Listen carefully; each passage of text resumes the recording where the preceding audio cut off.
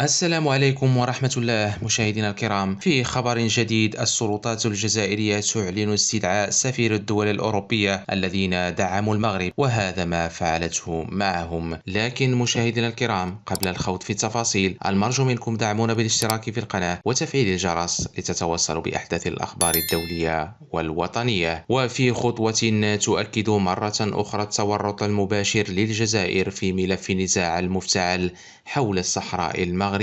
كونها الطرف الرئيسي في هذا الملف، قامت الخارجية الجزائرية باستدعاء سفراء الدول الأوروبية التي أصدرت بيانات داعمة للشراكة مع المغرب بعد الحكم الأخير لمحكمة العدل الأوروبية بشأن الاتفاقية الزراعة والصيد البحري مع الرباط، من أجل تقديم شروحات وتفسيرات حول هذه البيانات حسب ما أفادت به وكالة الأنباء الجزائرية حال النظام الحاكم في هذا البلد المغاربي. وادعى المصدر ذاته أن معظم هؤلاء السفراء أكدوا للخارجية الجزائرية أن تلك البيانات لا تعني معارضتهم لقرارات التي تبنتها المحكمة أو رغبتهم في عدم مراعاتها مستقبلا، مشيرا إلى أن من بين هؤلاء السفراء من استغرب مضمون البيان المنشور من قبل المفوضية الأوروبية الذي غلب شريعة المتعاقدين على الأحكام التي أصدرتها له أعلى هيئة قضائية أوروبية، وهو ما كشف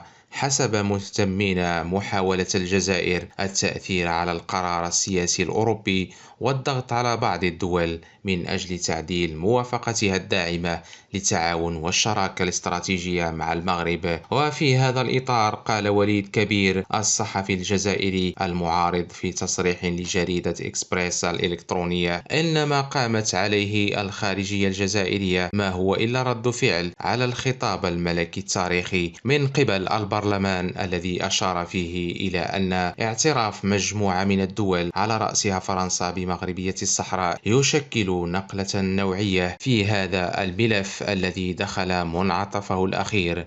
مشاهدينا الكرام، نشكركم على حسن المتابعة، وإلى اللقاء.